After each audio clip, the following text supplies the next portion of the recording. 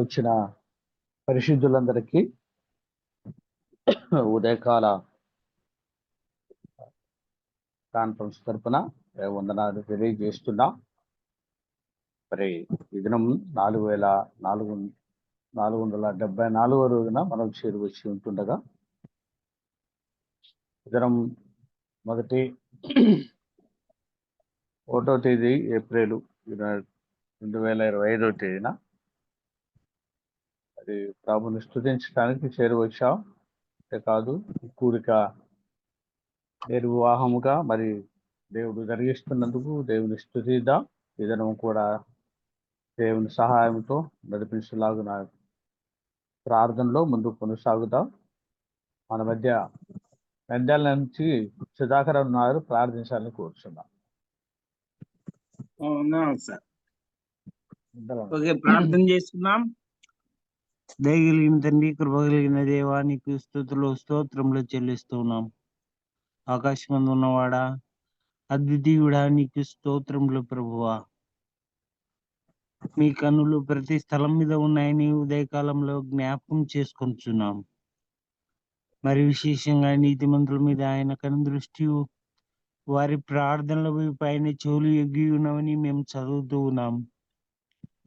ప్రభువా, మీరు మమ్మను ఇంతగా బలపరచుచూ ఉన్నందుకే, ఇంతగా ప్రభువా ప్రోత్సాహపరచుచూ ఉన్నందుకే మీకు మా స్తోత్రములు చెల్లిస్తున్నాం. మా వైపు మీరు చూస్తూ ఉండగా మా ప్రార్థన మీరు వినుచున్నారని నమ్ముచున్నాం.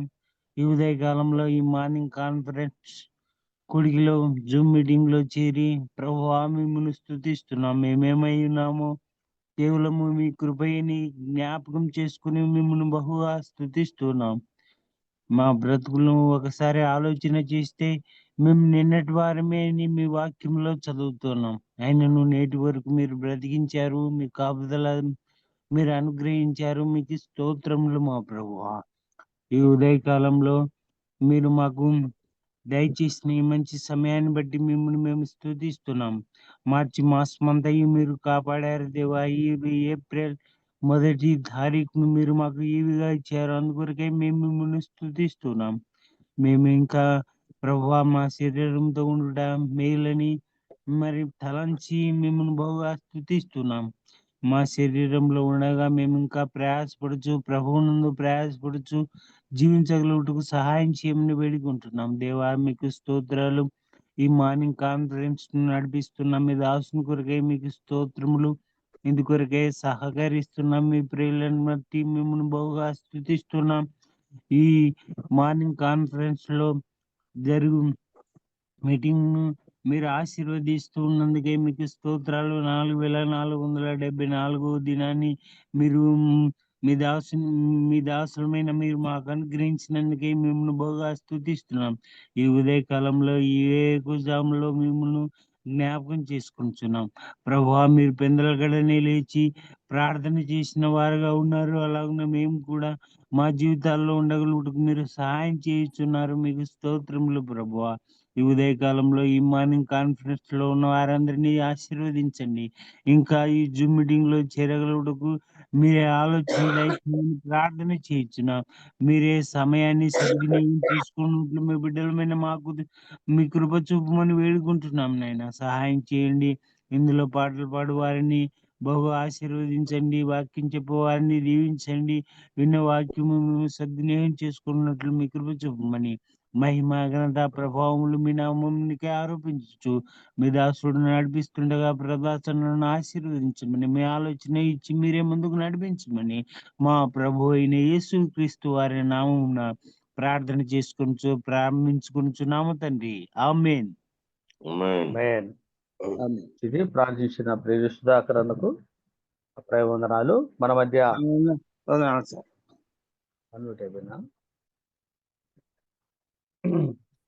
మన మధ్య మరి నంద్యాల నుంచి మధు ఉన్నారు. దేవుని దాసులు పాట పాడి వినిపిస్తారు. అంకుల్ వందనాలు అంకుల్. వందనా మధు. వాయిస్ క్లియర్ ఉంది అంకుల్? ఓకే, మంచిది. కాన్ఫరెన్స్ లో పల్లవి 2 చరణాలు మాత్రం. సరే అంకుల్. దేవుని దాసులందరికీ ప్రభు నామమున వందనాలు. జీవస్వర పుస్తకంలో నుంచి 378వ కీర్తన పాడుతూ ప్రభునామాన్ని స్తుతిద్దాం.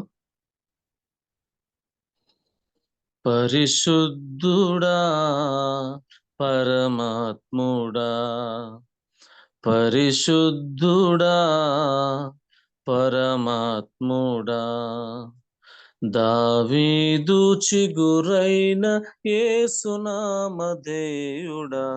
ఐశ్వర్యము జ్ఞానబలము ఘనతయు మహిమయు నీకే ప్రభు. ఐశ్వర్యము జ్ఞానబలము ఘనతయు మహిమయు నీకే ప్రభు.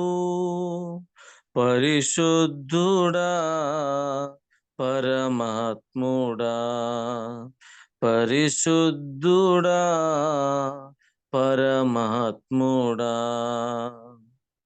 పరలోకమందున సింహాసనమున ఆసీనుడైన ఓ దివ్య తేజుడా, పరలోకమందున సింహాసనమున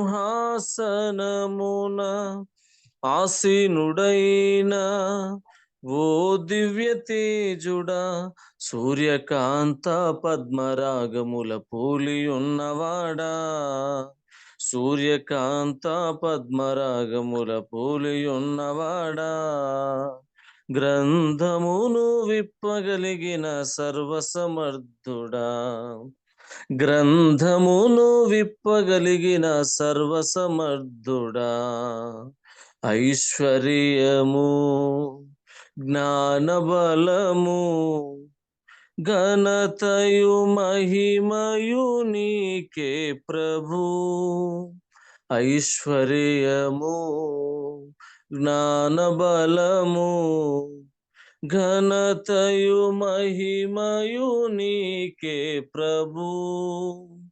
పరిశుద్ధుడా పరమాత్ముడా, పరిశుద్ధుడా పరమాత్ముడా, భూతవర్తమాన భవిష్యత్ కాలమున జీవించుచున్న ఓ ప్రేమధారుడా, భూతవర్తమాన భవిష్యత్ కాలమున జీవించుచున్న ఓ ప్రేమధారుడా, సృష్టి అంతా కలుగజేసి ఏలుచున్నవాడా, సృష్టి అంతా కలుగజేసి ఏలుచున్నవాడా, జీవకోటి పూజలందుకును సత్యస్వరూపుడా, జీవకోటి పూజలందుకును సత్యస్వరూపుడా, ఐశ్వర్యము జ్ఞానబలము ఘనతయు మహిమయు నీకే ప్రభు. ఐశ్వర్యము జ్ఞానబలము ఘనతయు మహిమయు నీకే ప్రభు. పరిశుద్ధుడా పరమాత్ముడా, పరిశుద్ధుడా పరమాత్ముడా. వందనాలు అంకుల్. వందనాలు. చక్కటి పాట పాడి ప్రభుని స్తుతించిన మరి ప్రియులు మధుకు ప్రేమ వందనాలు. మన మధ్య వాక్య పరీక్ష నిమిత్తము దేవుని దాసు జాన్ మార్క్ గారు మరి తమిళంలో ఉండగా బోధిస్తుండగా రాగు తెలుగులో పరమానందం అన్న గారు ఉన్నారు మనకు తెలుగులో అనువాదించడానికి. వారి కొరకు దేవుడు తన దాసును బలపరిచి వాడులాగున మన మధ్య కర్నూలు నుంచి సామాన్య ఉన్నాడు, ప్రార్థించాలని కూర్చున్నాం.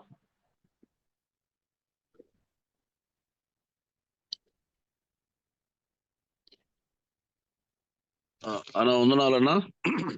వందనాలు సామాన్. కృపా సత్య సంపూర్ణుడా, మీ అపారమైన ప్రేమకై మీకు వందనాలు, మీకు స్తోత్రాలు స్వామి. ఈ ఉదయకాల సమయమున జూమ్ యాప్ లో చెరిగిన ప్రియులను బట్టి వందనాలు. తుటిపాటు ద్వారా మిమ్మల్ని మహిపరుషం మీ దాసుని బట్టి వందనాలు. దయగల స్వామి, ఈ సమయమున వాక్యపక్షమును నిలబడుచున్న మీ దాసుని బలపరచండి. మీ ఆత్మచేత నింపి మీ సహాయం అనుగ్రహించమని వినడి చెవులు గ్రహించని మనస్సు మాకందరికి అనుగ్రహించి మీ యొక్క ఆత్మచేత ప్రభువా మీ కార్యాలు జరిగిస్తున్నందుకై మీ పొందున ఆచరిస్తూ ముందున్న వాక్యములో మీ తోడుంచి నడిపించమని యేసయ్య పుణ్య నామం అడిగి వేడుకొంచున్నాము తండ్రి. ఆమేన్. ఆమేన్. ప్రార్థించిన ప్రియులు మనకు ప్రేమవందనాలు. మరి ఈ దినమున 4474వ దినం సంవత్సరంలో మొదటి రోజు మరి 4వ నెల చేరు వచ్చింటుండగా మన మధ్య తమిళనాడు నుంచి జాన్ మార్కన్న గారు ఉన్నారు. అందరికి పరిచయమైన వాడే. అలాగూ పరమానందం గారు ఉన్నారు. జాన్ మార్ గారు తమిళంలో వాక్యం బోధిస్తుండగా పరమానందం గారు తెలుగులో అనువాదం చేస్తారు. మరి వారికి సమయాన్ని ఇద్దాం. 6 లేదా 6:15 వరకు వారు వాక్యం అందిస్తారు. అన్న వందనాలన్నా జాన్ మార్కన్నా. వందనాలు. పరమానందం అన్న వందనాలు. వందనాలు. సమయంలో ఇరువురికి సమయం ఇస్తున్నాం వాక్య పరిచయం. கர்த்தருடைய பரிசுத்த நாமம் மகிமைப்படுவதாக. ప్రభు యొక్క పరిశుద్ధ నామం మహింపరచబడుగాక. எல்லாருக்கும் இயேசு கிறிஸ்துவின் நாமத்தில அன்பின் வாழ்த்துக்களை தெரிவித்துக் கொள்கிறேன். అందరికి ప్రభు అయిన యేసుక్రీస్తు నామంలో ప్రేమవందనాలు తెలియజేస్తూ ఉన్నాం. காலையில கர்த்தர் உங்களுடைய முகங்களை பார்க்க வாஞ்சிக்கிறது போல நானும் உங்களுடைய முகங்களை பார்க்க வாஞ்சியா இருக்கிறேன். ఉదయమున ప్రభు మీ ముఖములను చూడడానికి ఎంత ఇష్టపడుతున్నాడో అలాగుననే నేను కూడా మీ ముఖములను ఈ ఉదయకాల సమయంలో చూడడానికి ఇష్టపడుతున్నాను. அதனால முடிஞ்சவங்க உங்க முகங்களை காட்டலாம். కాబట్టి సాధ్యమైన వారందరూ కూడా మీ యొక్క ముఖములను మీరు చూపించవచ్చు. ఓకే, వీడియోస్ ఆన్ பண்ணிக்கங்க. మీ యొక్క వీడియోస్ ను మీరు ఆన్ చేసుకునండి. கர்த்தர் தாமே நம்ம ஒவ்வொருவரோடு பேசுவாராக. ప్రభు తానే మనందరితో కూడా ప్రభు మాట్లాడును గాక. இந்த காலை தியானத்திற்காக வேண்டி யோவான் எழுதின 1ஆம் நிருபம் 2ஆம் அதிகாரம் 1 முதல் 11 వచనங்களை நாம் வாசிக்க கேட்போம்.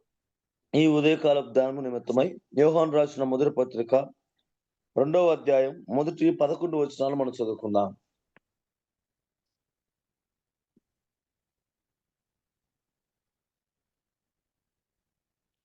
నా చిన్న పిల్లలారా, మీరు పాపము చేయకుండాకై ఈ సంగతులను మీకు రాయుచున్నాను. ఎవడైనా పాపము చేసిన ఎడల నీతిమంతుడైన యేసుక్రీస్తును ఉత్తరవాది తండ్రి వద్దమనుకున్నాడు. ఆయనే మన పాపములకు శాంతికరమై ఉన్నాడు. మన పాపములకు మాత్రమే కాదు, సర్వలోకమునకును శాంతికరమై ఉన్నాడు. మరియు మనం ఆయన ఆజ్ఞలను గైకొని ఎడల దీని వలననే ఆయనను ఎరిగి ఉన్నామని తెలుసుకుందాము. ఆయనను ఎరిగి ఉన్నానని చెప్పుకొనుచు ఆయన ఆజ్ఞలను గైకొనని వాడు అబద్ధికుడు, వానిలో సత్యము లేదు. ఆయన వాక్యము ఎవడు గైకొనునో వానిలో దేవుని ప్రేమ నిజముగా పరిపూర్ణమాయన. ఆయన యందు నిలిచి ఉన్నవాడనని చెప్పుకునేవాడు ఆయన ఎలాగూ నడుచుకునేనో అలాగే తాను నడుచుకున్న బద్ధుడై ఉన్నాడు. మనం ఆయన యందు ఉన్నామని దీని వలన తెలుసుకునిచున్నాము. పిల్లరా, మొదటి నుండి మీకున్న పూర్వపు ఆజ్ఞనే గాని క్రొత్త ఆజ్ఞను నేను మీకు రాయటలేదు. ఈ పూర్వపు ఆజ్ఞ మీరు విన్న వాక్యమే, మరియు క్రొత్త ఆజ్ఞను మీకు రాయుచున్నాను. చీకటి గతించుచున్నది, సత్యమైన వెలుగు ఇప్పుడు ప్రకాశించుచున్నది గనుక అది ఆయన యందును మీ యందును సత్యమే.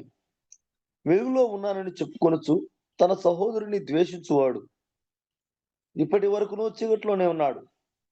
తన సహోదరుని ప్రేమించువాడు వెలుగులో ఉన్నవాడు, అతని యందు అభ్యంతర కారణం ఏదీ లేదు.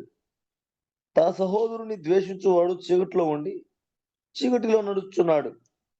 చీకటి అతని కనులకు గురుడితనము కలుగు చేసిన కనుక తానెక్కడికి పోతున్నాడో అతనికి తెలియదు. வாசித்த இந்த வேத பகுதியை கர்த்தர் நமக்கு ஆசீர்வதித்து கொடுப்பாராக. చదవబడిన ఈ లేఖన భాగమును ప్రభు తానే మనకు ఆశీర్వదించి అనుగ్రహించును గాక. இந்த நிருபமானது அப்போஸ்தலனாகிய யோவான் எழுதுகிற நிருபம் என்று சொல்லி நாம் பார்க்கின்றோம். ఈ యొక్క పత్రిక అపోస్తులుడైన యోహాను రాసినటువంటి పత్రిక గమనం చూస్తూ ఉన్నాం. இந்த நிருபத்திலே சத்தியம் என்ற வார்த்தை, அன்பு என்ற வார்த்தை, அதே போல கர்த்தருடைய கிருபை என்ற வார்த்தை திரும்ப திரும்ப வரக்கூடியதாக நாம் பார்க்கின்றோம். ఈ యొక్క భాగంలో గమనించినట్లయితే సత్యము అనేటువంటి మాట, ప్రేమ అనేటువంటి మాట, ఇలాగున వాక్యం అనేటువంటి మాట మాటి మాటికి రావడం మనం గమనించగలుగుతూ ఉంటున్నాం. దేవుని యొక్క కృప అనేటువంటి మాట రావడం మనం గమనించగలుగుతూ ఉంటున్నాం. இந்த காரியங்கள் அப்போஸ்தலனாகிய யோவான் திரும்ப திரும்ப வலியுறுத்தி பேசக்கூடிய காரியங்களாக இருக்கின்றது. ఈ మాటలు మాటి మాటికి అపోస్తులుడైన యోహాను గట్టిగా నొక్కి మాట్లాడుతున్నటువంటి మాటలుగా కనిపిస్తూ ఉన్నాయి. அப்போஸ்தலனாகிய பவுல் எழுதக்கூடிய நிருபங்களுக்கும் யோவான் எழுதக்கூடிய நிருபங்களுக்கும் வித்தியாசம் இருக்கின்றது. అపోస్తులుడైన పౌలు రాసినటువంటి పత్రికలకును అలాగే అపోస్తులుడైనటువంటి యోహాను రాసినటువంటి పత్రికలను మధ్య తేడా కనిపిస్తూ ఉంది.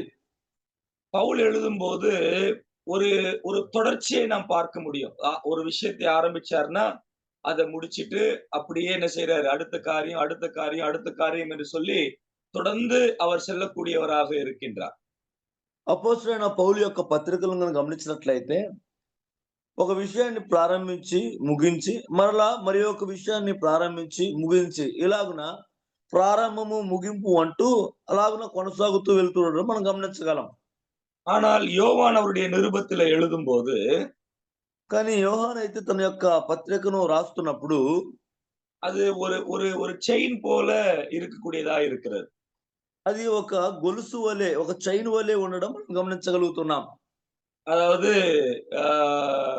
வசனம், அன்பு, கிருபை இது ஒன்றோடு ஒன்று இணைந்து திரும்பவும் அன்பு, வசனம், கிருபை இது மாதிரியான ஒரு தொடர்ச்சியாக வரக்கூடியதாக இருக்கின்றது. గమనించినట్లయితే వాక్యము, ప్రేమ, కృప ఈ మాటలన్నీ కూడా ఒకదానితో ఒకటి కలిసి ఒక చైన్ వలె, ఒక గొలుసు వలె అలాగున కలిసి వస్తూ ఉండడం మనం గమనించగలం. இந்த மொத்த நிருபத்திலேயும் இந்த காரியங்கள் சொல்லப்பட்டிருக்கிறது. ஆனால் ஒரு ஒரு ஒரு கொலுசை போல ஒரு வட்ட வடிவத்துல சொல்லிக்கொண்டே வரக்கூடியதாக நம்ம அங்கே பார்க்க முடிகிறது. ఈ యొక్క పత్రిక అంతైనా కూడా ఇదే మాటలు మాటి మాటికి మనం చూడగలుగుతూ ఉంటున్నాం. అయితే ఇవన్నీ కూడా ఒక గొలుసు వలె, ఒక చైన్ వలె అవన్నీ కూడా ఇమిడి ఉండి కలిసి కలిసి రావడం మనం గమనించగలం. அப்படியாக இந்த 2ஆம் அதிகாரத்திலேயும் ஒரு முக்கியமான காரியத்தை குறித்து யோவான் பேசுகிறதை நாம் பார்க்கின்றோம். అలాగనే 2వ అధ్యాయంలో కూడా అపోస్తలుడైన యోహాను ఓ ప్రాముఖ్యమైనటువంటి విషయాన్ని గురించి మాట్లాడడం మనం గమనించగలుగుతూ ఉంటున్నాం. முதல் 2 வசனங்களிலே கர்த்தராகிய இயேசு கிறிஸ்துவானவர் இப்பொழுது அவர் என்ன ஊழியம் செய்து கொண்டிருக்கிறார் என்பதை சொல்லக்கூடிய காரியமா இருக்கிறது. మొదటి 2 వచనాలలో ప్రభువైన యేసు క్రీస్తు వారు ఏ పరిచర్యను, ఏ సేవను చేస్తూ ఉన్నాడో ప్రస్తుతం ఆ సంగతులను గురించి రాయడం మనం చూస్తూ ఉన్నాం. 4 சுவிசேஷ புஸ்தகங்களிலே இயேசு கிறிஸ்துவானவர் இந்த பூமியில இருக்கும் பொழுது அவர் என்ன ஊழியம் செய்தார் என்று எழுதப்பட்டிருக்கின்றது. 4 సువార్త పత్రికలలో ప్రభువైన యేసు క్రీస్తు వారు ఈ యొక్క భూమి యందు ఉన్నప్పుడు ఆయన ఏం చేశాడో ఆ సంగతులన్నీ కూడా రాయబడి ఉన్నాయి. அவர் இந்த உலகத்தினுடைய ஊழியத்தை குறித்து சொல்லப்பட்ட விஷயங்கள் தான் அப்ப 4 சுவிசேஷ புஸ்தகங்களாக இருக்கின்றது. ఈ యొక్క లోకంలో ఆయన ఉన్నప్పుడు జరిగినటువంటి సంగతుల గురించి ఈ 4 సువార్త పత్రికలలో రాయడం మనం గమనించగలుగుతూ ఉంటున్నాం. ஆனால் ஆண்டவர் பரமேறின பிறகு என்ன ஊழியம் செய்து கொண்டிருக்கிறார் என்பதான காரியத்தை ஒரு சில எழுத்தாளர்கள் மட்டும்தான் அங்க குறிப்பிட்டு எழுதினதாக நாம் பார்க்க முடிகிறது. కానీ ప్రభువైన యేసు క్రీస్తు వారు పరమునకు ఆరోహణం అయిపోయిన తర్వాత ఆయన ఏం చేస్తున్నాడన్న సంగతిని కొంతమంది మాత్రమే రచయితలు వారి యొక్క పత్రికలలో లిఖించినట్లుగా మనం చూస్తూ ఉంటున్నాము. அதிலே முதலாவதாக எபிரேய நிருப எழுத்தாளர் மிக அதிகமாய் அவர் எழுதினதாக நாம் பார்க்கின்றோம். ఇందులో ఈ హెబ్రీ గ్రంథకర్త ఎక్కువగా రాసినట్లుగా మనం చూస్తూ ఉన్నాం. அதன் பிறகு யோவான் அந்த காரியத்தை குறித்து சொல்லுகிறதை நாம் அங்கே பார்க்கின்றோம். తర్వాత యోహాన్ గారు దాని గురించి చెప్పడం మనం గమనించగలుగుతూ ఉంటున్నాం. நம்ம எபிரேய நிருபத்திலே வாசிக்கும் பொழுது அவர் உட்கார்ந்தார் என்ற வார்த்தையானது திரும்ப திரும்ப அந்த நிருபத்திலே ஏறக்குறைய 8 முறை சொல்லப்பட்டிருக்கிறதை நாம் பார்க்கின்றோம். హెబ్రీ పత్రిక మనం చదువుతున్నప్పుడు ఆయన కూర్చుండెను అనేటువంటి మాట ఇంచుమించు 8 సార్లు రాయబడినట్లుగా మనం చూస్తూ ఉన్నాం. அந்த நிருபம் ஆரம்பிக்கும் பொழுது அந்த முதல் 3 வசனங்களிலேயே அவர் இப்பொழுது உட்கார்ந்திருக்கிறார் என்ற வார்த்தையானது அங்கே சொல்லப்பட்டிருக்கிறதை நாம் பார்க்கின்றோம். ప్రారంభంలోనే ఇబ్రియులకు పత్రిక ప్రారంభంలోనే మొదటి 3 వచనాలలో మనం గమనించినట్లయితే దేవుని కుడిపార్శ్వమున ఆయన కూర్చుండెను అనేటువంటి మాట ప్రారంభించబడుతున్నట్లుగా మనం చూస్తూ ఉంటున్నాము. அப்போ இப்பொழுது இயேசு கிறிஸ்துவானவர் செய்து கொண்டிருக்கக்கூடிய ஊழியம், அதைதான் நம்ம இப்போ 1 யோவான் 2ஆம் அதிகாரம் 1 வசனத்துல அவர் நமக்காக பிதாவினிடத்தில் பரிந்து பேசுகிறவராக இருக்கிறார் என்பதை சொல்லுகிறதை பார்க்கின்றோம். అలాగే ఇక్కడ యోహాను గారు రాస్తూ 2వ అధ్యాయము మొదటి 2 వచనాలలో నీతి ప్రభువైన యేసు క్రీస్తు వారు ఉత్తరవాది మన కొరకు ఆయన విజ్ఞాపన చేయుచూ ఉన్నాడు అనే సంగతిని గురించి யோகானு ராயிடம் మనం చూస్తూ ఉంటున్నాము. 2ஆம் அதிகாரம் 2ஆம் வசனத்திலே இயேசு கிறிஸ்துவானவருடைய கிருபாதார பலியை குறித்து அவர் சொல்லுகின்றார். 2వ అధ్యాయం యొక్క 2వ వచనంలో గమనించినట్లయితే ఆయన యొక్క కృపాధార బలిని గురించి రాయడం మనం చూస్తూ ఉంటున్నాము. முதல் வசனத்திலே அவருடைய பரிந்து பேசக்கூடிய ஊழியத்தை குறித்து பேசுகிறதை நாம் அங்கே பார்க்கின்றோம். మొదటి వచనములో ఆయన మన నిమిత్తమై విజ్ఞాపన చేయటువంటి సేవను గురించి రాయడం మనం చూస్తూ ఉంటున్నాము. ஆண்டவராக இயேசு கிறிஸ்துவானவர் இந்த பூமியிலே செய்த ஊழியத்தை குறித்தும், அதே போல அவர் பரமேறின பிறகு செய்து கொண்டிருக்கக்கூடிய ஊழியத்தை குறித்தும் இந்த 2 வசனங்கள் மிக அதிகமாய் விளக்குகிறதை நாம் அங்கே பார்க்க முடிகிறது. అలాగైతే ఈ 2 వచనాలలో కూడా ప్రభువైన యేసుక్రీస్తు వారి యొక్క భూమి యందును అలాగే పరమునకును ఆరోహణమై వెళ్ళిన తర్వాత చేసినటువంటి సేవ గురించి ఇక్కడ రాయడం మనం చూస్తూ ఉంటున్నాము. அங்கே ஆண்டவருடைய பலியானது பல நிலைமைகளிலே விளக்கப்பட்டிருக்கிறதை நாம் வேதத்திலே பார்க்க முடிகிறது. యొక్క బలిని గురించి దైవ గ్రంథంలో పలు విధాలుగా వివరించడం మనం గమనించగలుగుతూ ఉంటున్నాం. இந்த இடத்துல கிருபாதார பலி என்று சொல்லி 2ஆம் வசனத்திலே நாம் பார்க்கின்றோம். 2వ వచనంలో మనం గమనించినట్లయితే మన పాపములకు శాంతికరమై ఉన్నాడు ఆయన అనే మాటను మనం చూస్తూ ఉంటున్నాము. அந்த கிருபாதார பலி அப்படின்ற அந்த வார்த்தைக்கான கிரேக்க வார்த்தையானது ஹிலாஸ்மோஸ் என்ற வார்த்தையானது பயன்படுத்தப்பட்டிருக்கிறது. ఈ యొక్క మాటకు గ్రీకు భాషలో గిలాస్మోస్ అనేటువంటి మాట ఉపయోగించబడి ఉంటున్నది.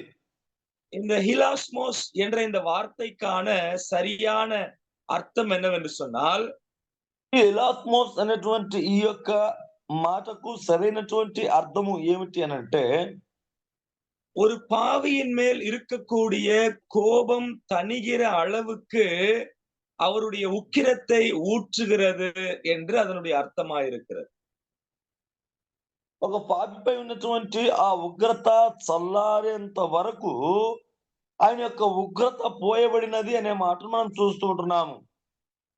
ஒரு பாவியினுடைய பாவம் தீருகிற வரைக்கும் அவருடைய கோபம் ஊற்றப்படக்கூடியதாயிருக்கிறது. ఒక పాపి యొక్క పాపము తీసివేయబడేంత వరకు ఆయన యొక్క ఉగ్రత, ఆయన యొక్క కోపము పోయబడేదిగా ఉన్నట్లుగా చూస్తూ ఉంటున్నాము. ஓகே, அப்போ நம்மேல் உள்ள கோபம் தீருகிற வரைக்கும் தேவனுடைய கோபமானது குமாரன் மேல் ஊற்றப்பட்டது. அதுதான் கிருபாதார பலியாயிருக்கிறது. అలాగైతే మన యొక్క పాపములు అన్ని కూడా తీసివేయబడేంత వరకు లేక పరిహరించబడేంత వరకు దేవుని యొక్క కోపము, దేవుని యొక్క ఉగ్రత కుమారుడైన యేసు క్రీస్తు వారి పైన పోయబడినట్లుగా మనం చూస్తూ ఉంటున్నాము. இந்த காரியத்தை ஏசாயா 53ஆம் அதிகாரத்திலே நாம் பார்க்க முடிகிறது. ఈ కార్యమును యెషయా ప్రవచన గ్రంథం 53వ అధ్యాయంలో మనం గమనించగలం. அதனுடைய 6வது வசனத்தை நாம் வாசிக்கும் பொழுது 53వ అధ్యాయం 6వ వచనమును మనం గమనించినప్పుడు, நாம் எல்லாரும் ஆடுகளைப் போல வழி தப்பி திரிந்து அவனவன் தன் தன் வழியிலே போனோம். கர்த்தரோ, அந்த வார்த்தையை கவனிங்க, கர்த்தரோ நம்ம எல்லாருடைய அக்கிரமத்தையும் அவர் மேல் விழப் பண்ணினார் என்று பார்க்கின்றோம். 6వ వచనం చూడండి. మనం అందరము గొర్రెల వలె త్రోవ తప్పిపోతుమి, మనలో ప్రతివాడును తనకి ఇష్టమైన త్రోవకు తొలగెను. యెహోవా, ఆ మాట మీరు గమనించండి. యెహోవా మనందరి దోషమును అతని మీద మోపెను. அவர் மேல் அப்படின்னா யார் மேலுங்க? குமாரன் மேல், இயேசு கிறிஸ்துவின் மேல் அங்கே அவர் விழப் பண்ணினார் அல்லது அவர் சுமத்தினார் என்று நாம் அங்கே பார்க்கின்றோம். అతని మీద మోపెను అంటే ఎవరి పైనండి? కుమారుని పైన, యేసుక్రీస్తు వారి పైన ఆయనే మోపినట్లుగా మనం చూస్తూ ఉన్నాం. நம்ம எல்லாருடைய அக்கிரமத்தை, அதாவது உலகத்தினுடைய ஒட்டுமொத்த மனுகுலத்தினுடைய அக்கிரமத்தையும் அவர் எடுத்து அவர் குமாரன் மேல், இயேசு கிறிஸ்துவின் மேல் அவர் சுமத்தினார், விழப்பண்ணினார் என்று சொல்லி நாம் அங்கே பார்க்கின்றோம். లోకమంతటి దోషమంతటిని కూడా కుమారుని పైన, యేసుక్రీస్తు వారి పైన మోపినట్లుగా మనం చూస్తూ ఉంటున్నాం. இதே வார்த்தையை அப்போஸ்தலனாகிய பேதுரு தன்னுடைய நிருபத்தில் எழுதும் போது இவ்விதமாக சொல்லுகிறார். ఏ మాటలనే అపోస్తలుడైన పేతురు తన పత్రికలో రాస్తున్నప్పుడు ఈ రీతిగా అన్నాడు. 2ஆம் அதிகாரம் பேதுரு எழுதின 1ஆம் நிருபம் 2ஆம் அதிகாரம் 24வது வசனம். పేతురు రాసిన మొదటి పత్రిక 2వ అధ్యాయం 24వ వచనం.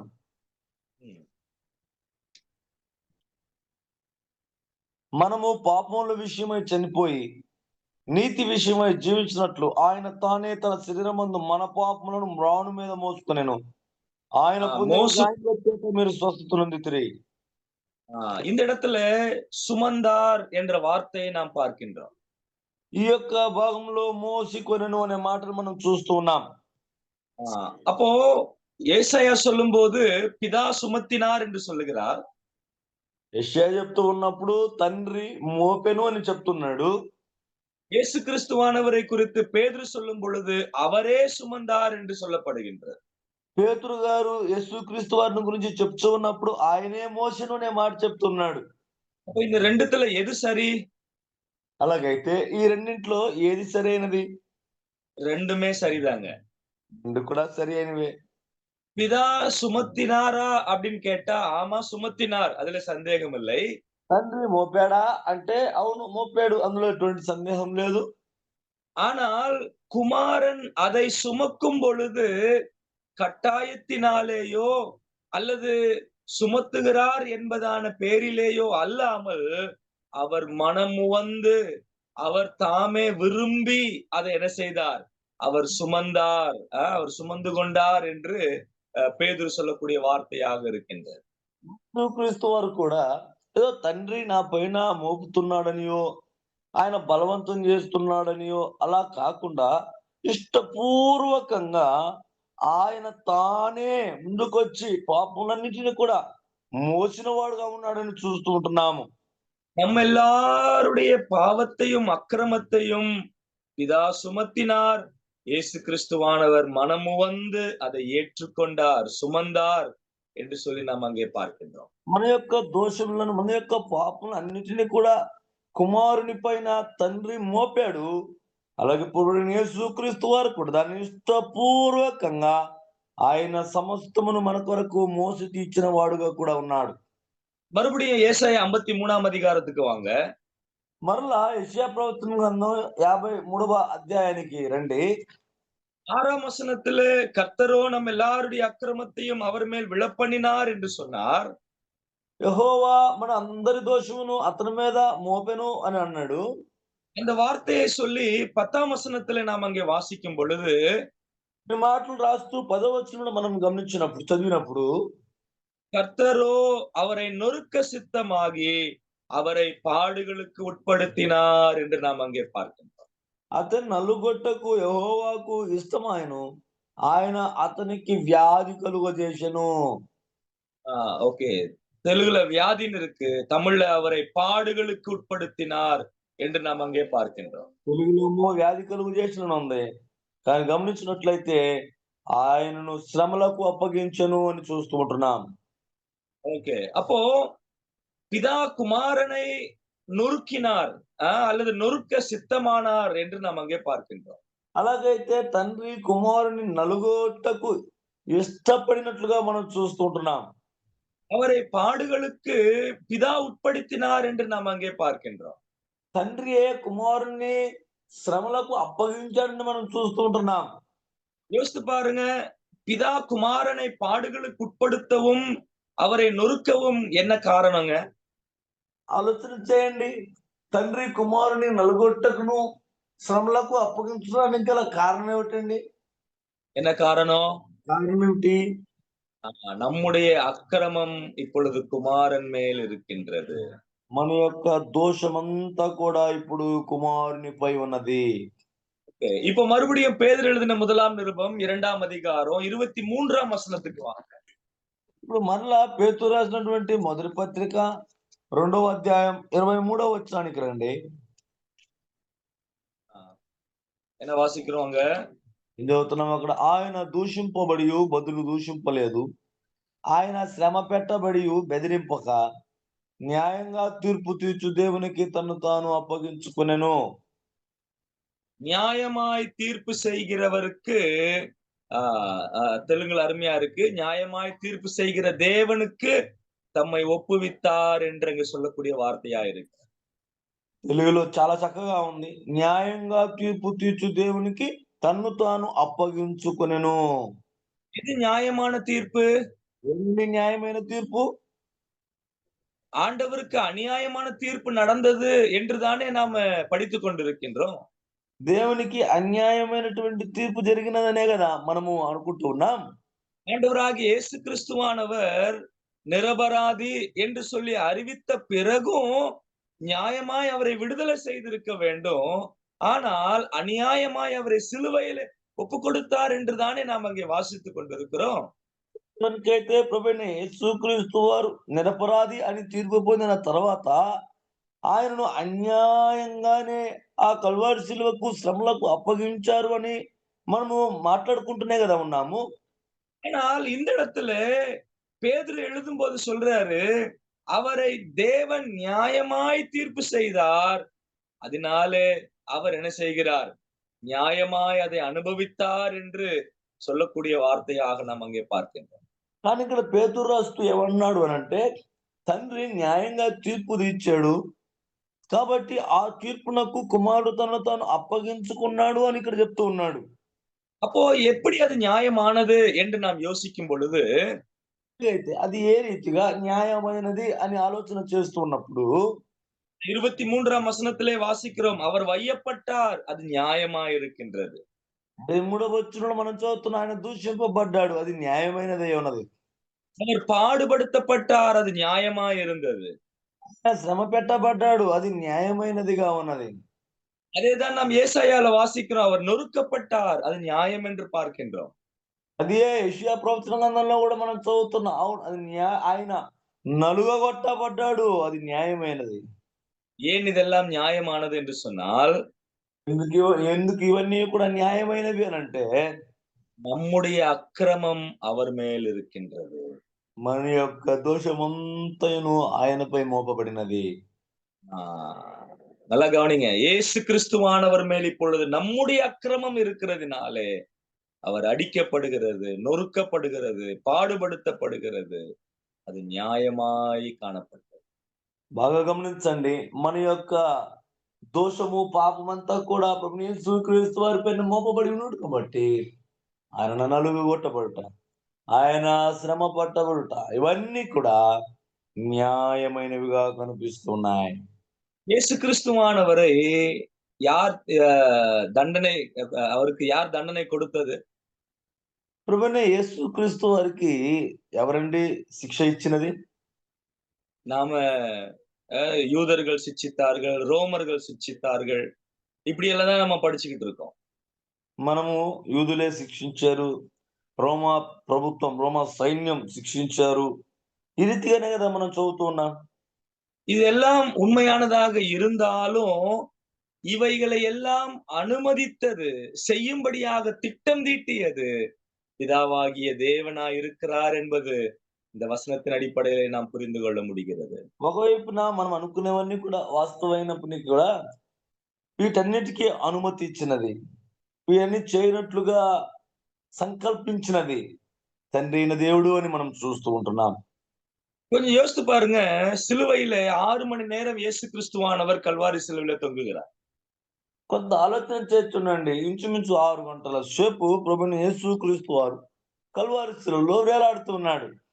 முதல் 3 மணி நேரம் அங்கே உள்ள ரோமர்கள் அவரை துன்புறுத்திக் கொண்டிருக்கிறார்கள். ముందు ఆ 3 గంటల సేపు అక్కడ ఉన్నటువంటి రోమా సైన్యం వారు ఎక్కువగా ప్రభువును హింసిస్తున్నారు. ஆனால் அடுத்த 3 மணி நேரம் என்ன நடந்தது என்று தெரியாது. காரிருள் சூழ்ந்ததாக நாம் அங்கே பார்க்கின்றோம். కానీ తర్వాత 3 గంటల సేపు ఏం జరిగిందో మనకు తెలియదు. ఎందుకంటే కారు చీకటి అంతా కూడా కమ్మినట్లుగా మనం చూస్తూ ఉంటున్నాం. ஆனால் அந்த காரிருள் நீங்கின உடனே ஆண்டவர் பேசின முதல் வார்த்தை என்னங்க? ఆ కారు చీకటి అంతా పోయిన తర్వాత ప్రభువు వారు మాట్లాడిన మొదటి మాట ఏమిటండి? என் தேவனே, என் தேவனே ஏன் என்னை கைவிட்டீர் என்று கதறின அந்த கதறுதலை நாம் அங்கே பார்க்க முடிகிறது. నా దేవా, నా దేవా నన్నేలా చేయి విడిచితివి అని ఆయన ప్రలాపించినటువంటి ఆ మాటల్ని మనం చూస్తూ ఉన్నాం. அது வரைக்கும் இயேசு கிறிஸ்துவானவர் பிதாவை என்னன்னு அழைத்துட்டு இருந்தாரு? అంతవరకు తండ్రిని ప్రభుని యేసుక్రీస్తు వారు ఏమని పిలుస్తూ వచ్చాడు? பிதா என்றுதான் அழைத்துக் கொண்டிருக்கிறார். తండ్రి అనే పిలుస్తూ వచ్చాడు. என் பிதாவின் சித்தத்தை செய்கிறேன், அவர் சித்தத்தை செய்கிறது தான் என்னுடைய போஜனம், அவர் என்னை அனுப்பினார். பிதா பிதா பிதா என்று சொல்லி அவர் இந்த உலகத்திலே பிறந்தது முதற்கொண்டு சிலுவை ஏறுகிற வரைக்கும் என் பிதா என் பிதா என் பிதா என்றுதான் அழைத்துக் கொண்டிருக்கிறார். ఆయన అంటున్నాడు, తండ్రి చిత్తం నెరవేర్చడానికి నేను వచ్చాను, అదే నాకు భోజనము పానమై ఉంటున్నది, నా తండ్రి నా తండ్రి నా తండ్రి అని. ఆయన సిలువలో మరణించేంత వరకు కూడా నా తండ్రి అని ఆయన చెప్పుకుంటూ వచ్చాడు. ஆனால் இந்த கல்வாரி சிலுவையில் அந்த 3 மணி நேரம் காரிருள் முடிந்த உடனே அவரை பிதா என்று அழைக்கவில்லை. ஓ, பிதா இப்பொழுது தேவனாக மாறிவிட்டார். కానీ కల్వారి శిలువలో మనం గమనించినట్లయితే ఆయన మరణమునకు ముందు ఆయన తండ్రి అని పిలవలేదు, కానీ దేవునిగా మారిపోయాడు. నా దేవా అని ఆయన పిలవడం మనం చూస్తా ఉన్నాం. இந்த 3 மணி நேரம் அந்த காரிருள் சூழ்ந்த நேரமானது பிதா அவருடைய உக்கிரத்தை குமாரன் மேல் ஊற்றின ஒரு நேரமாக இருக்கிறது. ఆ 3 గంటలు అనగా కారు చీకటి కమ్మినటువంటి ఆ యొక్క 3 గంటలు తండ్రి తన యొక్క ఉగ్రతను మోపినటువంటి సమయం అయి ఉంటున్నది. அங்க பாருங்க, அவர் வையப்படும் போது பதில் வையவில்லை. గమనించండి, ఆయన దూషింపబడినప్పుడు కూడా ఆయన ఏమాత్రం కూడా బదులు దూషింపలేదు. ஏன் அவர் தூஷிக்கவில்லை? ఎందుకు బదులు దూషించలేదు? அதாவது எனக்கு பதிலாக ஆண்டவர் நிற்கிறார், உனக்கு பதிலாக ஆண்டவர் நிற்கின்றார். ఏంటండి కారణం? ఆయన నీకు బదులుగా, ఆయన నాకు బదులుగా ఆయన అక్కడ నిలబడిన వాడుగా ఉంటున్నాడు. எனக்கு பதிலாக என்று சொன்னால் ஒரு அக்கிரமக்காரனை போல ஆண்டவர் அந்த கல்வாரி சிலுவையில இருக்கிறதாக பார்க்கின்றார்.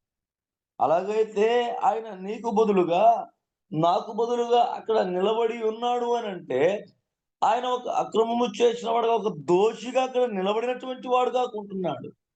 அவர் அக்கிரமம் செய்யவில்லை, அதுல சந்தேகம் இல்லைங்க. ఆయన ఏ యొక్క అతిక్రమము పాపము చేయలేదు, అందులో ఎటువంటి సందేహం లేదండి. ஆனால் நம்முடைய பாவமும் நம்முடைய அக்கிரமும் அவர் மேல் சுமத்தப்பட்டதினாலே அவரே பாவம் செய்தவரை போல அவர் அங்கே நிற்கிறார் என்று சொல்லி நாம் அங்கே பார்க்கின்றோம். మన యొక్క పాపములు, మన యొక్క దోషం, మన యొక్క అతిక్రమములు ఆయన పైన మోపబడుతున్న బట్టి ఆయనే పాపము చేసిన వాని వల్ల మనకు బదులుగా అక్కడ నిలబడిన వాడుగా ఉంటున్నాడు. அப்போ நான் தூஷிக்கப்பட வேண்டியவன், అలాగైతే నేను దూషింపబడవలసినటువంటి వాడను. இயேசு கிறிஸ்துவானவர் அங்கே தூஷிக்கப்படுகிறார், அவர் பதில் தூஷிக்கவில்லை என்று பார்க்கின்றோம். ప్రభువు యేసుక్రీస్తు వారు అక్కడ దూషింపబడుతున్నాడు, కానీ ఆయన బదులు దూషింపలేదు అని చూస్తూ ఉన్నాం. ஆண்டவர் நமக்காக பாடுபட்டார். அவர் மறுபடியும் பயமுறுத்தவில்லை. எவ்வளவு அருமையான ஒரு வார்த்தை. அவர் அவருடைய கோபத்தை அவருடைய முகத்துல கூட காட்டலைங்க. அவர் பொறுமையாய் அதை அனுபவித்தார், ஏற்றுக்கொண்டார் என்று சொல்லி இந்த வசனம் நமக்கு சொல்லுகிறது. ఆయన శ్రమ పెట్టబడినప్పుడు ఆయన ఏమాత్రము కూడా బెదిరించలేదండి. ఆయన కోపాన్ని ఆయన ముఖమున కూడా ఏమైనా చూపించాడంటే చూపించలేదండి. ఆయన సహనముతో సమస్తమును సహించాడని మనం చూస్తున్నాం. ஏனென்றால் அவருக்கு தெரியும், நான் இதை அனுபவிக்கிறது நியாயம். காரணம் அது உனக்காக எனக்காக அவர் அனுபவிக்கிறார் என்பதை அவர் நன்கு அறிந்திருந்ததுனாலே அவர் சொல்லுகின்றார், இது நியாயம் என்று சொல்லக்கூடிய வார்த்தையை நாம் அங்கே பார்க்கிறோம். కారణము ఇది ఆయన కొరకు కాదు, కానీ నీ నిమిత్తము నా నిమిత్తము ఇవన్నీ కూడా అనుభవించుట అది న్యాయం అని ఆయన అలాగున సమస్తమును సహించాడని మనం చూస్తుంటున్నాం. எல்லாம் முடிந்தது என்ற வார்த்தையை அங்கே கதறுதலை நாம் வாசிக்கின்றோம். సమస్తమును సమాప్తమాయను అని ఆయన ప్రలాపించిన మాటను మనం చూస్తూ ఉన్నాం. என்ன காரணம்? కారణం ఏమిటి? பிதாவினுடைய கோபம் குமாரன் மேல் முற்றிலுமாய் ஊற்றப்பட்டது. அவருடைய கோபம் தணிந்தது. தணிகிற வரைக்கும் அவருடைய உக்கிரத்தை அவர் மேல் ஊற்றினார். அதுதான் நம்ம யோவான்ல வாசிக்கிறோம். அவரே நம்முடைய கிருபாதார பலி. అలాగైతే సమస్తమును సమాప్తమాయను అంటే అర్థం ఏమిటి? తండ్రి కుమారునిపై మోపినటువంటి ఆ ఉగ్రత చల్లారినది అని మనం చూస్తున్నాం. ఆయన ఆ ఉగ్రతను ఆయన పైన మోపి చల్లార్చాడని అనేటువంటి మాటను మనం చూస్తున్నాం. ఆ మాటనే యోహాను గారు రాసుకున్నాడు, ఆయనే మన పాపములకు శాంతికరమై ఉన్నాడు లేక ప్రాయచిత్తమై ఉన్నాడు అని మనం చూస్తూ ఉంటున్నాం. ரோமர் 3ஆம் அதிகாரம் 25ஆம் வசனத்திலே நாம் வாசிக்கின்றோம். రోమపత్రిక 3వ అధ్యాయం 25వ వచనంలో మనం చదువుతున్నాం. 26வது வசனத்துல கிறிஸ்து இயேசுவினுடைய இரத்தத்தினாலே பற்றும் விசுவாசத்தினாலே பலிக்கும் கிருபாதார பலியாக அவரையே ஏற்படுத்தினார். క్రీస్తు యేసు రక్తమునందలి విశ్వాసము ద్వారా ఆయనను కరుణాధారముగా బయలుపరచెను. இப்போ இந்த கிருபாதார பலியானது எனக்கு எப்படி பொருந்தக்கூடியதா இருக்கிறது, அல்லது என் மேல் எப்படி அது எஃபெக்ட் என் மேல எப்படி அது எஃபெக்ட் காட்டுகிறது அப்படின்னு சொன்னா, అలాగైతే ఈ కరుణాధార బలి అనున్నది, ఈ పాప ప్రాయశ్చిత్త బలి అనున్నది నా మీద ఏ రీతిగా ప్రభావితం చేస్తుంది అని అంటే, விசுவாசத்தினாலே என்று நாம் அங்கே வாசிக்கிறோம். విశ్వాసము ద్వారా అని మనం చూస్తూ ఉన్నాం. அங்கே நாம் நீதிமானாக்கப்படுதலை குறித்து சொல்லக்கூடிய வார்த்தையா இருக்கிறது. అక్కడ నీతిమంతుల గురించి చెప్పుచున్నటువంటి మాటగా మనం చూస్తూ ఉన్నాం. 21ஆம் வசனத்திலிருந்து 28ஆம் வசனம் வரைக்கும் 7 காரியங்களை அவர் சொல்லுகின்றார். 21వ వచనం నుండి 28వ వచనం వరకు ఆయన 7 కార్యములను అక్కడ చెప్తూ ఉన్నాడు. முதலாவது 21ஆம் வசனத்திலே நியாயப்பிரமாணம் இல்லாமல் தேவநீதி வெளியாக்கப்பட்டிருக்கிறது என்று சொல்லுகின்றார். 21వ వచనంలో ధర్మశాస్త్రమునకు వేరుగా దేవుని నీతి బయలుపడుచున్నది అని అంటున్నాడు. அப்ப நாம் நீதிமான் ஆக்கப்பட்டது நியாயப்பிரமாணம் இல்லாமலேயே, அதாவது நாம நீதிமானாக்கப்படுகிறதற்கும் நியாயப்பிரமாணத்துக்கும் சம்பந்தமே இல்ல.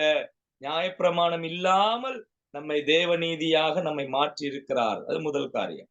అయితే ధర్మశాస్త్రము లేకుండానే మనం నీతిమంతులుగా తీర్చబడి ఉన్నాం. అంటే ధర్మశాస్త్రమునకును మనం నీతిమంతులు అవడానికి ఎటువంటి సంబంధం లేదని మనం చూస్తూ ఉంటున్నాం.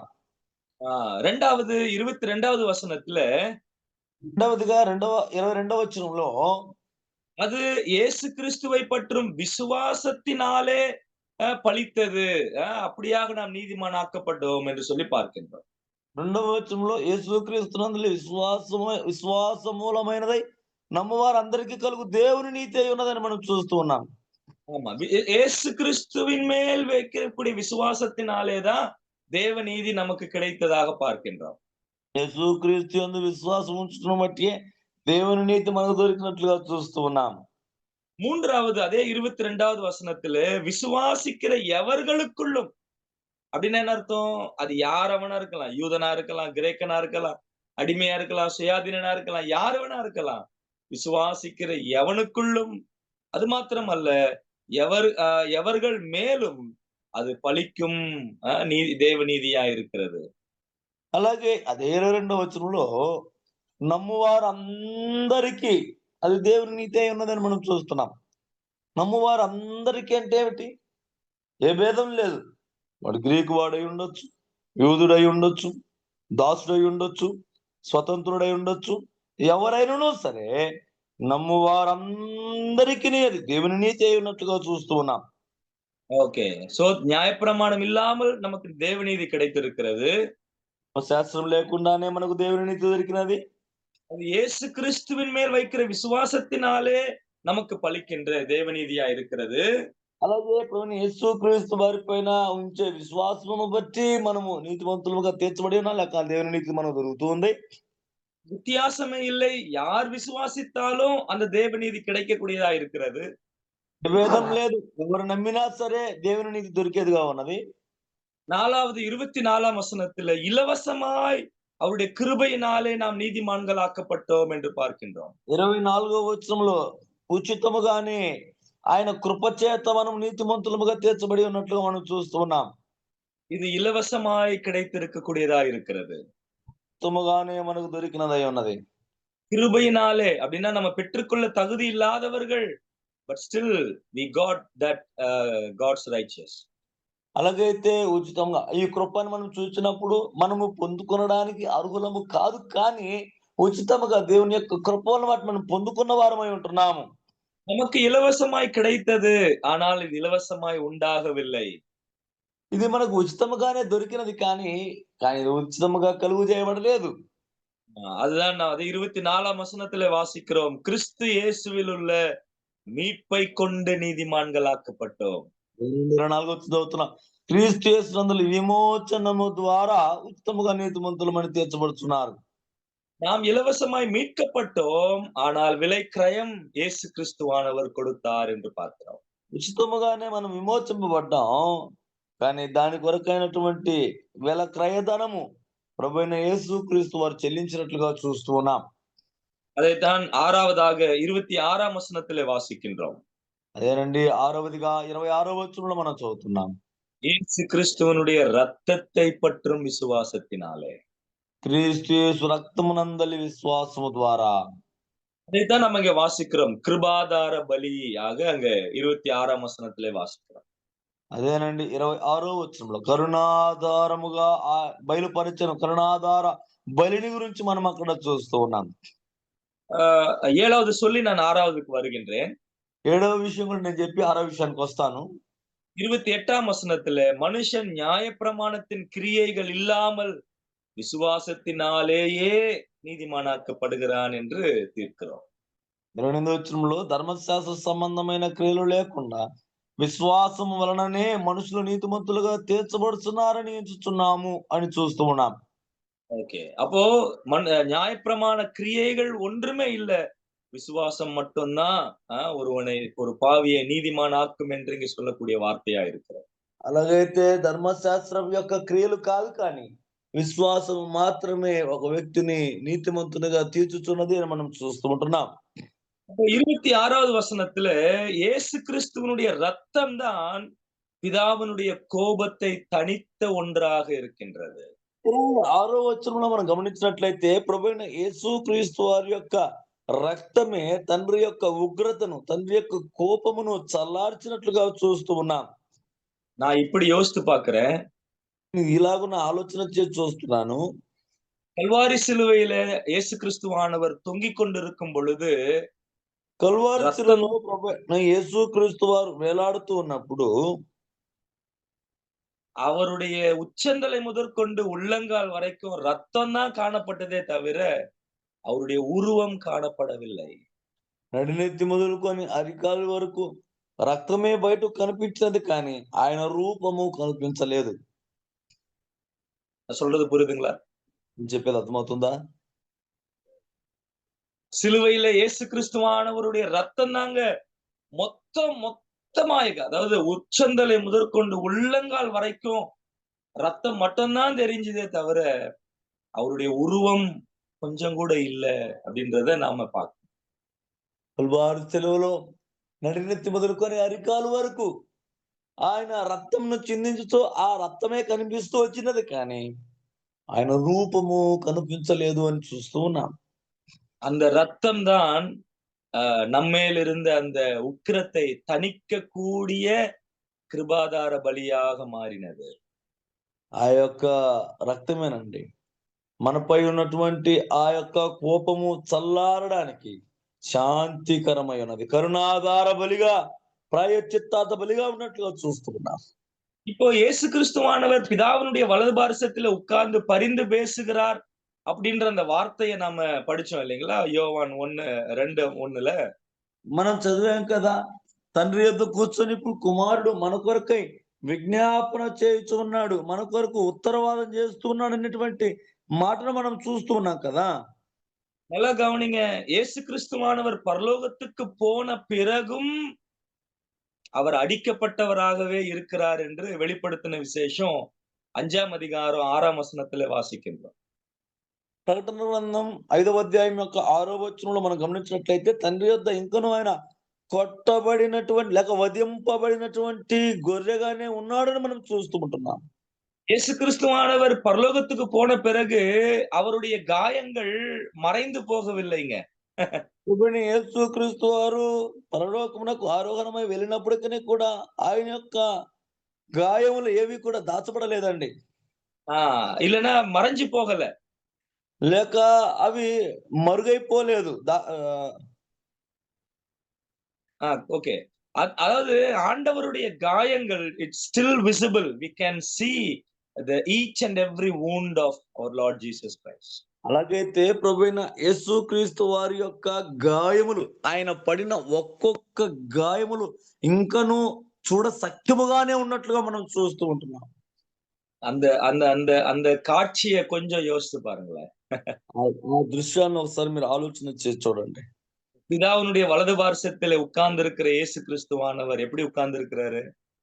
తండ్రి వద్ద కూర్చున్నటువంటి ప్రభువైన యేసు క్రీస్తు వారు ఏ విధంగా కూర్చొని ఉన్నాడు?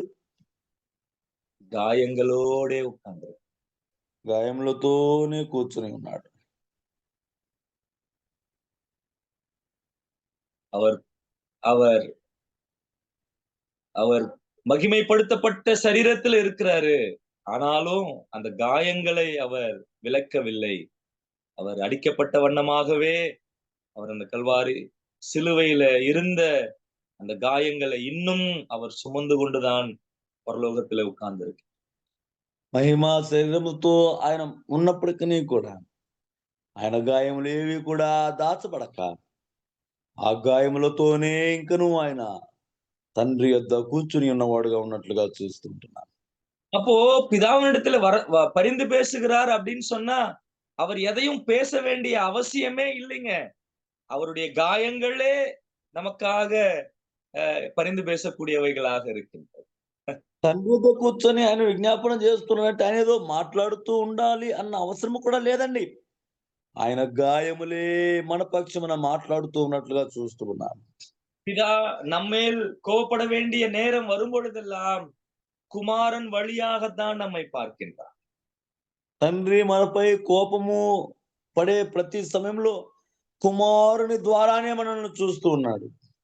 குமாரன் வழியாய் பார்க்கிறார் அப்படின்னா முதல்ல அவர் எதை பார்க்கிறாரு? కుమారనుடைய గాయங்களை தான் அவர் பார்க்கிறதாக நாம் பார்க்கிறோம். కుమారుని ద్వారానే మనల్ని చూస్తూ ఉన్నాడు అని అంటే మొదటిగా ఆయన ఏం చూస్తూ ఉన్నాడు? కుమారుడు పొందిన గాయములను ఆయన చూస్తున్నాడు. அந்த காயங்கள் நம்மேல் விழ வேண்டிய கோபம் அவர் மேல் ஏற்கனவே ஊற்றப்பட்டது, அவர் மேல் சுமத்தப்பட்டது, அவரே அதை அனுபவித்தார் என்பதை அந்த காயங்கள் திரும்ப திரும்ப திரும்ப திரும்ப ஞாபகப்படுத்தி கொண்டே இருக்கிறது. అలాగైతే ప్రభువైన యేసుక్రీస్తు వారి యొక్క గాయములను తండ్రి చూస్తూ ఉన్నప్పుడల్లా మనపై కోపము వచ్చిన ఆ కోపంలో ఇదిగో మునిపే వీరి యొక్క పాపమును బట్టి, వీరి యొక్క అవిధేయతను బట్టి కుమారునిపై నా యొక్క కోపము, నా యొక్క ఉగ్రత అవన్నీ కూడా మోపబడినది అన్న ఆ జ్ఞాపకం మాటి మాటికి వచ్చేదిగా చూస్తుంటున్నాను. அதுதான் பரிந்து பேசுகிற ஒன்றாக இருக்கு. అదేనండి మన కొరకు విజ్ఞాపన చేసేటువంటి విషయమై ఉన్నది. ஆண்டவர் பிதாவின் வலது பாரசத்திலே வீற்றிருக்கிறார். కుమారుడు తండ్రి యొక్క కుడి పార్శ్వమున ఆసీనుడై ఉన్నాడు. யோவான் சொல்லும்போது இதை ஏங்க நான் உங்களுக்கு சொல்றேன் அப்படின்னு அதுக்கான காரணத்தையும் சொல்றேன். యోహాను గారు చెప్తున్నప్పుడు ఎన్ని అసలు ఎందుకు చెప్తున్నాను మీకు, దానికి గల కారణం ఏంటి అనేది కూడా చెప్తున్నాడు.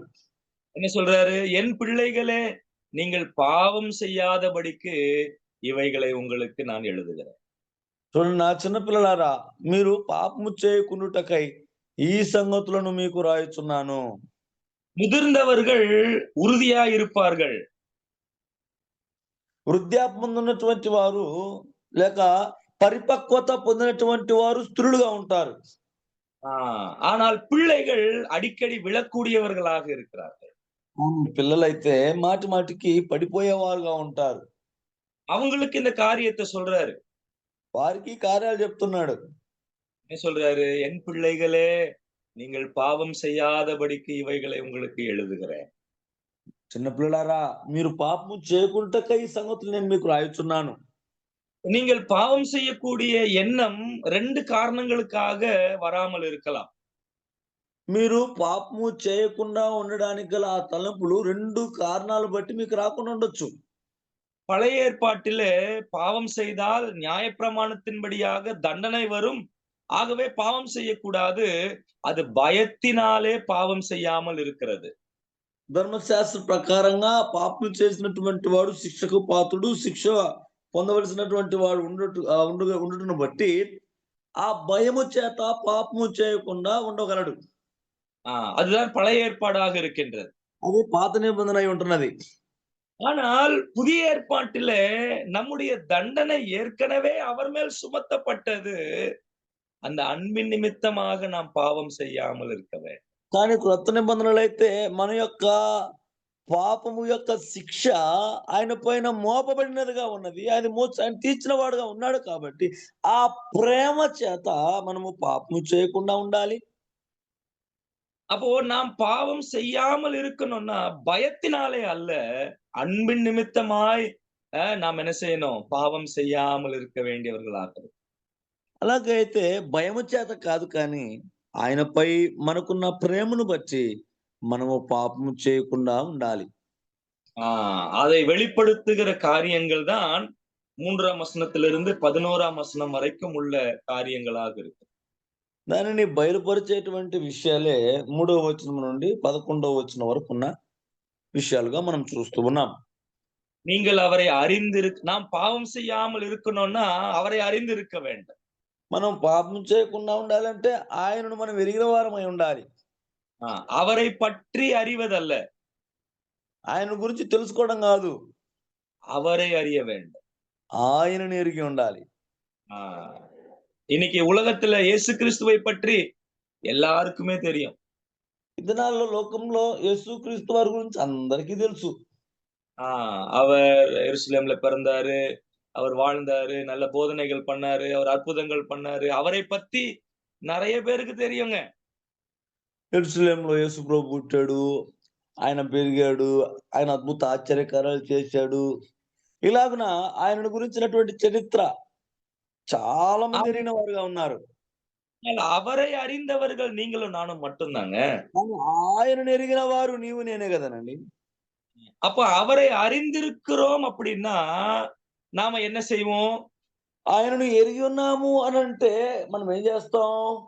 3ஆம் வசனத்திலே வாசிக்கின்றோம், நாம் பாவம் செய்யாதபடிக்கு அவருடைய கற்பனைகளை நாம் கைக்கொள்ளுகிறவர்களாயிருப்போம்.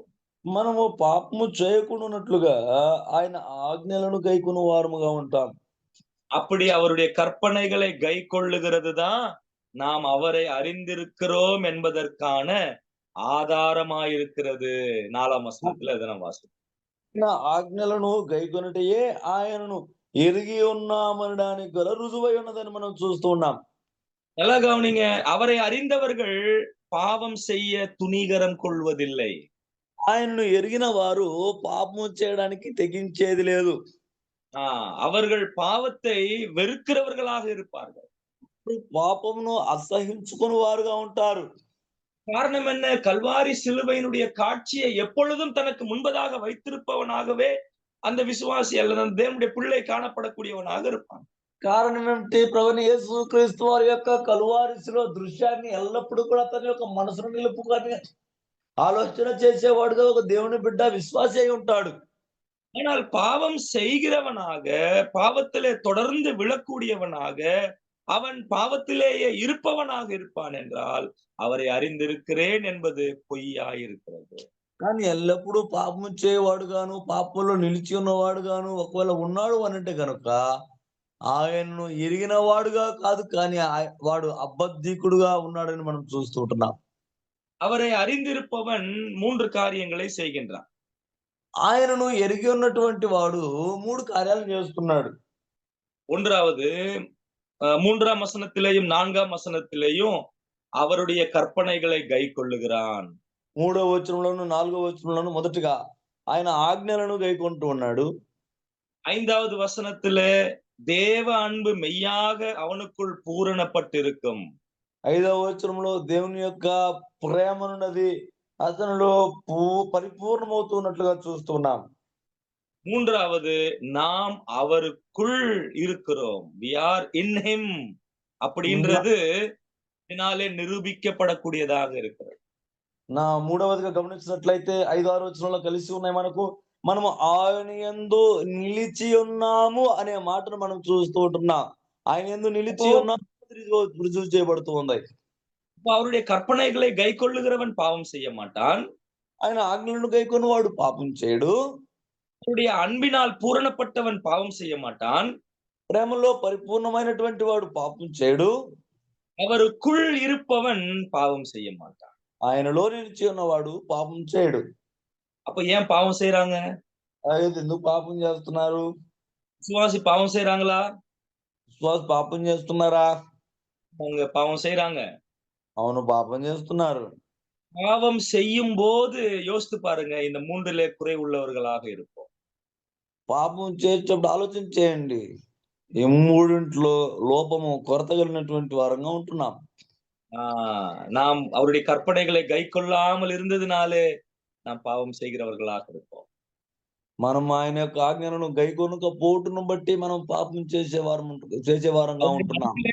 அவருடைய அன்பிலே குறை உள்ளவர்களா இருப்பதினாலே பாவம் செய்கிறோம். ఆయన యొక్క ప్రేమలో లోపము కలిగిన వారంగా ఉంటున్నాము కాబట్టి పాపం చేస్తున్నాం. அவரில் நிலைத்திருப்பதை விட்டு வேற ஏதோ ஒரு காரியத்தில் நிலைத்திருக்கிறதுனாலே நாம் பாவம் செய்கின்றோம். ఆయన యందు నిలిచున్న దానికి బదులుగా వేరే ఏదో కార్యాలలో మనం నిలిచి ఉండటం బట్టియే మనము పాపం చేస్తూ ఉన్నాం. நாம் பாவம் செய்யாமல் இருக்க வேண்டும். కాబట్టి మనం పాపం చేయకుండా ఉండాలి. இன்னொரு காரியத்தை சொல்லி நான் நிறைவு செய்கின்றேன். ఈ యొక్క కార్యమును చెప్పి నేను ముగిస్తాను. 9ஆம் வசனம் 10வது வசனம். 9వ వచనం 10వ వచనం. ஒளியிலே இருக்கிறேன் என்று சொல்லியும் தன் சகோதரனை பகைக்கிறவன் இதுவரைக்கும் இருளிலே இருக்கிறான். వెలుగులో ఉన్నానని చెప్పుకున్నందుకు తన సహోదరుని ద్వేషించేవాడు ఇప్పటి వరకు చీకట్లోనే ఉన్నాడు. தன் சகோதரிடத்தில் அன்பு கூறுகிறவன் ஒளியிலே நிலை கொண்டிருக்கிறான், அவனிடத்தில் இடரல் ஒன்றும் இல்லை. తన సహోదరుని ప్రేమించేవాడు వెలుగులో ఉన్నవాడు, ఆయన యందు అతని యందు అభ్యంతరం కానిది లేదు. சகோதரிடத்துல அன்பு கூறாமல் இருப்பது பாவம்னு எத்தனை பேருக்கு தெரியும்? సహోదరుడి దగ్గర ప్రేమ చూపకపోవటం పాపం అని ఎంతమందికి తెలుసు? இது நிறைய பேருக்கு நம்ம தெரிகிறதே இல்லைங்க. అనేక మందికి అసలు మనకు తెలిసేదే లేదండి.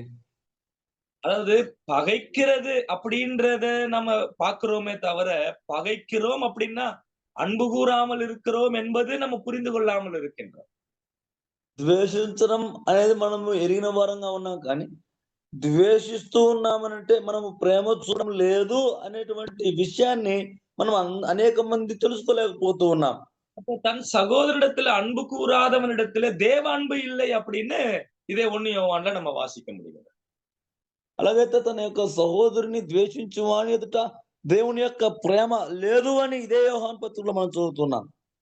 அவன் இதுவரைக்குமே, அதாவது 11ஆம் வசனத்துல சொல்லப்படுகிறது, தன் சகோதரனை பகைக்கிறவன் இருளிலே இருந்து இருளிலே நடக்கிறான் என்று வாசிக்கிறோம். మనం ఏం చదువుతుంటున్నా? తన యొక్క సహోదరుడిని ద్వేషించువాడు చీకట్లోనే ఉన్నాడు. 11వ వచనంలో తాను చీకట్లోనే నడుచుచూ ఉన్నాడు అని మనం చూస్తూ ఉంటున్నాం. 9ஆம் வசனத்திலே தன் சகோதரனை பகைக்கிறவன் இதுவரைக்கும் இருளிலே இருக்கிறான் என்று சொல்லப்பட்டிருக்கிறது. 9వ వచనంలో తన సహోదరుడిని ద్వేషించువాడు ఇప్పటి వరకు చీకట్లోనే ఉన్నాడు అని చదువుతూ ఉన్నాం. அதாவது தன் சகோதரனை பகைக்கிறதினாலே அவன் இருளிலே வரவில்லை. అలాగంటే తన యొక్క సహోదరుడిని ద్వేషించుటను బట్టి తాను చీకట్లో రాలేదు. அவன் ஏற்கனவே இருள்ல இருக்கிறதுனாலதான் தன் சகோதரனை பகைக்கிறான். அது మునిపే చీకటి వాడుగా ఉంటును బట్టి చీకట్లో ఉంటును బట్టి తన సహోదరుడిని ద్వేషిస్తున్నాడు. என் பிள்ளைகளே, நீங்கள் பாவம் செய்யாதபடிக்கு இவைகளை உங்களுக்கு எழுதுகிறேன். చిన్న పిల్లలారా, మీరు పాపము చేయకుండాటకై ఈ సంగతులను మీకు రాయుచున్నాను. என் சகோதரனை பகைக்கிறதற்கு என்ன காரணம் வேணாலும் இருக்கலாங்க. నా సహోదరుడిని ద్వేషించడానికి కారణం ఏమైనా అయి ఉండొచ్చు. அந்த காரணங்கள் எல்லாம் ஆண்டவர் என்னை வெறுப்பதற்கான காரணங்களாக இருக்குதா இல்லைங்க? ఆ కారణాలన్నీ కూడా ప్రభువు కూడా నన్ను ద్వేషించడానికి గల కారణాలుగా ఉన్నాయా లేవా? அந்த காரணங்கள் இருந்தாலும் ஆண்டவர் என்னிடத்தில் அன்பு கூர்ந்தார். ఆ కారణాలు నాలో ఉన్నప్పటికీ ప్రభువు నా పైన ప్రేమ చూపాడు. அதே அன்பதான் நான் என் சகோதரிடத்துல காண்பிக்க வேண்டியவனா இருக்கு. అదే ప్రేమనేనండి నా సహోదరుడి దగ్గర కూడా నేను చూపించవలసిన వాడనై ఉన్నాను. பாவம் செய்யாதபடிக்கு இவைகளை உங்களுக்கு எழுதுகிறேன். పాపము చేయకుండానట్లుగా ఈ సంగతులను మీకు రాయుచున్నాను. எந்த சூழ்நிலையா இருக்கட்டும், பாவம் என்ற சோதனை வரும் பொழுதெல்லாம் நம்ம பார்க்க வேண்டியது, ஆண்டவர் எனக்கான கிருபாதார பலியாய் என்மேல் விழ வேண்டிய கோபம் உக்கிரம் அவர் மேல் ஊற்றப்பட்டது. இந்த அன்பை பார்த்து நான் பாவம் செய்யாமல் என்னை நான் காத்துக் கொள்ள வேண்டியவனாக. ఏ పరిస్థితి అయినా సరే పాపము చేసే పరిస్థితులు వచ్చినప్పుడల్లా ప్రభువైన యేసు క్రీస్తు వారి యొక్క ఆ కరుణాధర బలిని, ఆ ప్రాయశ్చిత్తార్థ బలిని మనం చూస్తాం. నా పైన రావాల్సినటువంటి ఆ ఉగ్రత కోపము ఆల్రెడీ ఆయన పైన మోపబడినది అన్న ఆ మనసుతో కూడా మనము జాగ్రత్త వహించి పాపము చేయకుండానట్లు జాగ్రత్త వహించవలసిన వారు అంటున్నారు. பாவம் செய்யாமல் இருக்க வேண்டும் என்றே ஆண்டவர் இவர்களை நம்மிடத்துல இடைப்பட்டுக் கொண்டிருக்கிறார். మనము పాపము చేయకున్నట్లుగానే ఈ మాటలన్నీ కూడా ప్రభు మనతో మాట్లాడుతూ ఉన్నాడు. ஆண்டவருடைய அன்பு இவ்வளவு தெரிந்தும் நாம பாவம் செய்ய துணிகரம் கொள்ளுகிறோம் என்றால் நம்மை நாம் ஒரு முறை யோசித்து பார்க்கணும். நான் எப்படிப்பட்டவனா இருக்கிறேன், நான் எங்க இருக்கிறேன் அப்படின்றத நம்ம யோசித்து பார்க்கணும். దేవుని యొక్క ప్రేమ ఎరిగిన వారమై ఉండి కూడా మనము పాపము చేయడానికి తెగిస్తూ ఉన్నామంటే మనం అసలు ఏ స్థితిలో ఉన్నాం, అసలు మనం ఎవరమై ఉన్నామనే విషయాన్ని కూడా ఒకసారి మనం ఆలోచన చేయవలసినటువంటి వారంగా ఉన్నాం. இதே ஒரு விஷயம் தான், கல்வாரி சிலுவையினுடைய அன்பு இன்னும் உங்களுக்கு புரியலன்னு அர்த்தம். இதுதான் அர்த்தம். ఒకే ఒక విషయమేనండి, ఇంకను కల్వారి సిలువ యొక్క ప్రేమ మీకు అర్థం కాలేదు అని అర్థమై ఉంటున్నది. இதை புரிந்தவன் அறிந்தவன் பாவம் செய்ய துணிகிறதில்லை. దీన్ని ఎరిగిన వాడు, దీనిని అర్థం చేసుకున్నవాడు పాపం చేయడానికి తెగించేవాడు కాదు. தேவன் தாம் இந்த வார்த்தைகள் நமக்கு ஆசீர்வதிப்பார். దేవుడు తానే ఈ మాటలను మనకు ఆశీర్వదించి అనుగ్రహించును కాక. தேங்க்யூ. Thank you.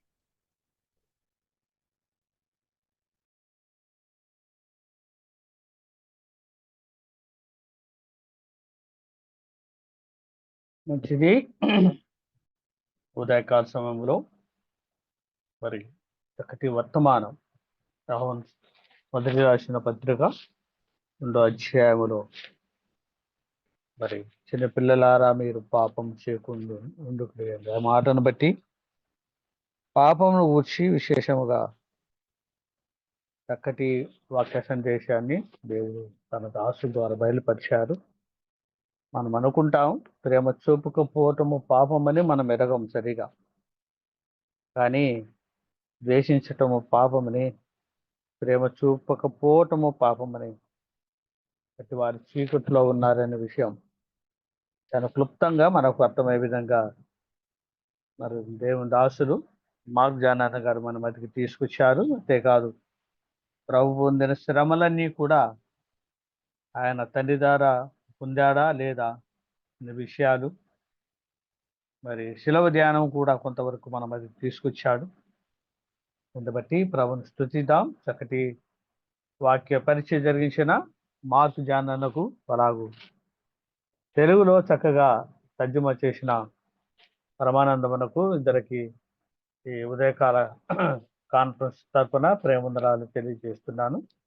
చివరిగా మన మధ్య ఉన్న పెద్దలు ఇజ్రాయెల్ అన్న గారు హైదరాబాద్ నుంచి ఉన్నారు, ప్రార్థించాలని కోరుతున్నాం.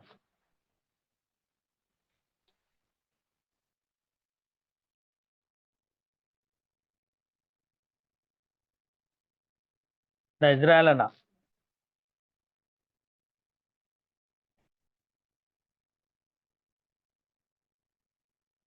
వాయిస్ వస్తున్నాను.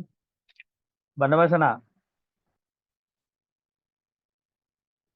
అన్మ్యూట్ ఇచ్చానన్నా, అన్న అన్మ్యూట్ అవ్వలేదు. అవునా, ఇంకో పేరు చెప్పండి.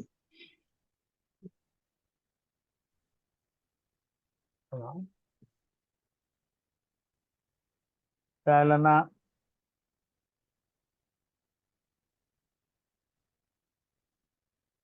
ఇంకో పేరు చెప్పండి అన్న, రెడీ లేదు. ఓకేనా? ఓకే.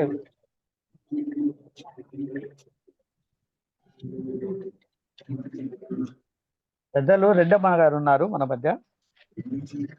యోగముల మా తండ్రి పరిశుద్ధుడా మీకు వందనాలు అయ్యా. 2025 సంవత్సరం 3 మాసాలు అయ్యా మీరు కాపాడారు ప్రభు, మీకు స్తోత్రాలు. మీ దయచొప్పును ప్రేమించారు, మరి నూతనమైన మాసాన్ని మాకు ఇచ్చారు. ఈ నూతనమైన మాసంలో మీ దాసుని ద్వారా ఒక చక్కని సందేశాన్ని ఉండటానికి కూడా మీరు కృప చూపారు. మా తండ్రి మీ దయచేతనే మా తండ్రి మేము బ్రతికి ఉన్నాం 3 మాసాలు. మీ కృప చేతనే ఆశీర్వదించి మరొక మాసాన్ని ఇచ్చారు. అందుకే మరొకసారి మీకు స్తోత్రాలు చెల్లిస్తూ ఉదయకాల సమయంలోనే మీ దాసుల ద్వారా సిద్ధపరిచిన కార్యక్రమంలో పాలు పొందే భాగ్యం అల్పులమైన మాకు అనుగ్రహించిన మా దేవుడు అయిన నమ్మదగిన వారు మీరు. మీకు స్తోత్రాలు చెల్లిస్తూ వాక్య పరిచర్య జరిగించిన మీ దాసుని, ట్రాన్స్లేషన్ చేసిన వారిని, అధ్యక్ష భారం కార్యక్రమ నిర్వాహకులను మీ పాదాలు చెంతబెట్టి సమస్తము ఘనత, మహిమ, ప్రభావాలు మీ నామానికి ఆరోపిస్తూ స్తోత్రాలు చెల్లి ఈ మాసం అంతట్లో నాయన మీ కృపాక్షేమాల మేమంట రానియమని మా పరలోకపు దేవుడైన యేసుక్రీస్తు వారి నామంలో అడిగి వేడుకొంచున్నాం తండ్రి. ఆమేన్. వందనాలు. వందనాల ప్రార్థించిన ప్రియులు రెడ్డమ్మకు వందనాలు. అలాగే కార్యక్రమంలో ప్రార్థించిన మరి సుధాకర్ అన్న, రామన్న, రెడ్డమ్మకు వందనాలు తెలియజేస్తున్నాం. చక్కటి పాట పాడి వినిపించిన ప్రియులు మధుకు వందనాలు. విశేషంగా మన మధ్య ఇద్దరు మన చక్కటి వాక్యపరి జరిగించిన మరి జాన్ మార్కన్నకు, అలాగూ తర్జుమా చేసిన పరమానందకు ఈ ఉదయకాల కాన్ఫరెన్స్ తరఫున ఆ ప్రేమందనాలు చెల్లిస్తూ సమయాన్ని నాకు అప్పచెప్పిన మన ప్రియులు దేవుని దాసులు బనబస్ అన్నకు, తిరిగి అన్నకు